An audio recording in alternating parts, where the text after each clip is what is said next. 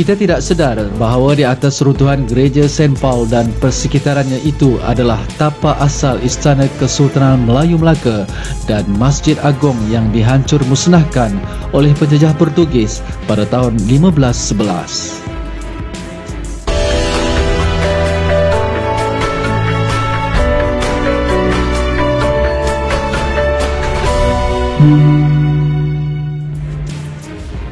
Assalamualaikum warahmatullahi wabarakatuh. Bertemu kembali. Terima kasih kerana terus menonton.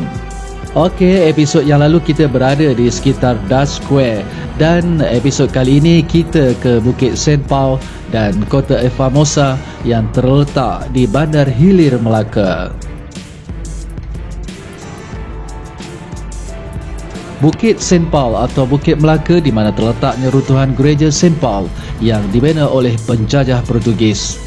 Sayangnya, sehingga kini nama Bukit St. Paul belum ditukar dan dikembalikan kepada nama asalnya, Bukit Melaka.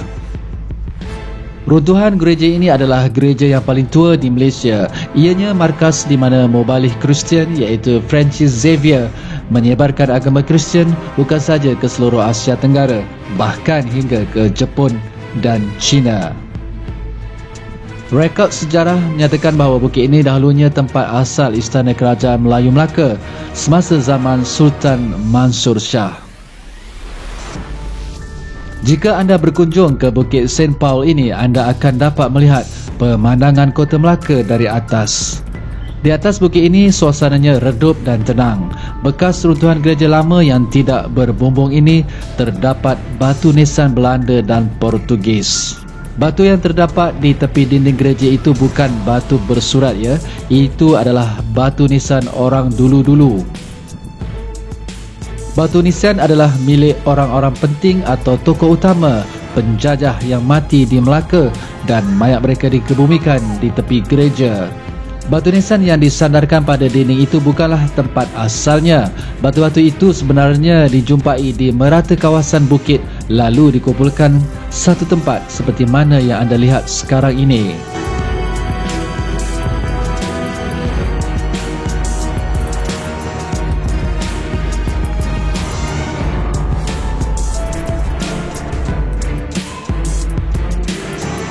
Di dalam gereja ini juga terdapat satu lubang yang bertutup jaring besi. Ia bukan telaga maupun perigi. Sebenarnya lubang itu adalah kubur sementara Francis Xavier dan kini hanya tinggal lubang kubur tanpa mayat. Francis Xavier mati di China pada tahun 1553 dan mayatnya dibawa balik ke Melaka untuk sementara. Kemudian mayatnya telah dihantar ke Goa, India untuk dikebumikan di sana. Kompleks Istana Kesultanan Melayu Melaka yang termasyhur itu dihancurkan oleh penjajah Portugis, termasuklah Masjid Agong Melaka. Batu-batu Istana Melaka serta Masjid Agung itu digunakan penjajah untuk membina gereja St. Paul dan juga Kota Formosa.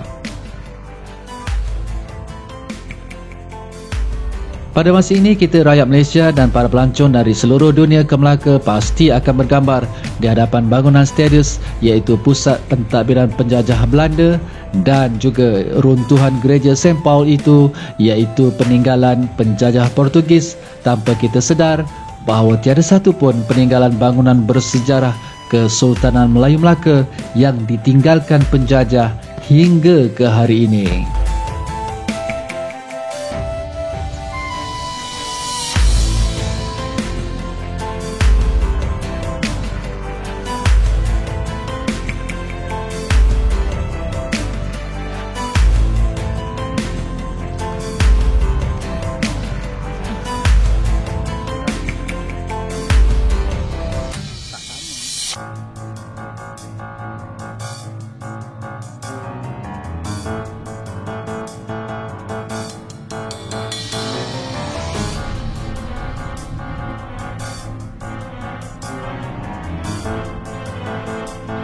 Tom Paris, pengembara yang pernah tinggal di Melaka dari tahun 1512 hingga 1515, menulis dalam buku pengembaraannya Summa Oriental menyatakan bahawa kota Formosa dibina di atas tapak asal Masjid Agung Melaka.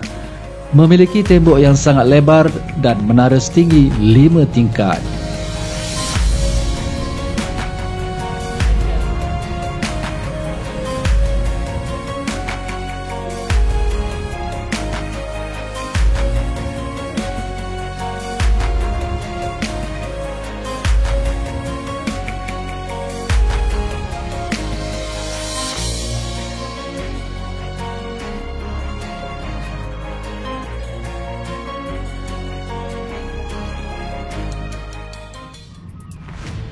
Pada awalnya pihak Portugis menyiapkan kota yang diperbuat daripada kayu menggunakan banyak jong rosak yang berlabuh di pelabuhan Melaka.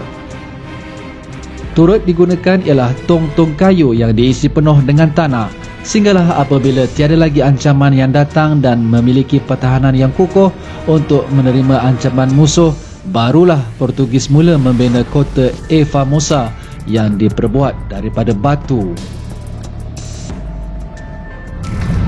Okey, sekarang ni saya berada di kota Formosa, iaitu salah satu tempat bersejarah di Bandaraya Melaka.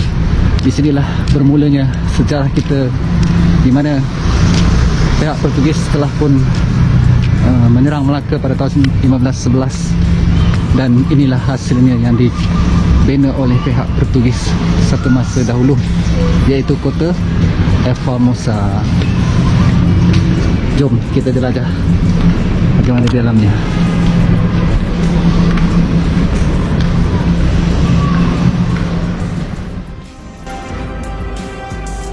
Memandangkan bekalan batu yang sangat terhad untuk membina tembok, maka Alfonso de Albuquerque telah mengambil langkah drastik lagi terkutuk dengan merobohkan Masjid Agung Melaka. Alfonso mengupah seramai 300 penduduk tempatan untuk kerja-kerja merobohkan struktur batu Masjid Agung Melaka dan beberapa binaan lain yang lebih kecil, dan juga mengambil semua batu nisan dari kubur orang-orang Islam. Semenjak mula kewujudan kota Formosa, Portugis tidak jemu melakukan penambahbaikan yang berterusan sepanjang 130 tahun tempoh penaklukan mereka di Melaka. Kota itu telah diperkukuhkan berkali-kali demi memastikan kepentingan Portugis di Selat Melaka sentiasa terjaga. Ia juga tidak terkecuali menerima pendedahan kepada evolusi kaedah pertahanan yang efektif, taktik peperangan dan juga pendedahan terhadap teknologi ketenteraan. Kepentingan kota Formosa itu yang sentiasa relevan, terutama dalam mengharungi serangan berterusan dari kuasa-kuasa tempatan sehinggalah kepada pesaing Portugis yang datang dari benua Eropah, iaitu Inggeris dan Belanda. Pada akhir kurun ke-16 dan awal kurun ke-17 berlaku proses perluasan kuasa politik dan ketenteraan oleh pihak Inggeris dan Belanda. Mereka dilihat mula aktif keluar dari benua Eropah demi mencari peluang-peluang baru di seluruh dunia. Maklumat perisikan terhadap sumber-sumber asli yang ketika itu dikuasai oleh Portugis meliputi jajahan yang tersangat luas bermula dari Timur Afrika sehinggalah ke selatan China mula dikumpulkan dan menjadi perhatian paling utama dua negara ini. Pada ketika itu, Portugis dilihat mula memperhebatkan pertahanan kota-kota yang dimilikinya dalam menghadapi cabaran bentuk baru ini. Pada tahun 1641, kota itu akhirnya jatuh ke tangan pihak Belanda manakala Portugis dihalau keluar. Kejatuhan ini bukanlah disebabkan lemahnya pertahanan Portugis di kota Formosa, tetapi disebabkan oleh faktor geopolitik, cabaran ekonomi dan juga ketenteraan yang dihadapi Portugis secara keseluruhannya.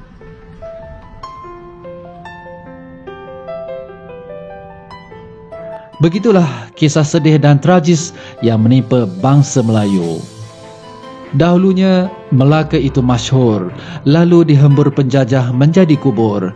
Ratusan tahun berlalu tiada yang akur, hingga kini sejarahnya kian membaur. Okey, cukup sampai di sini saja.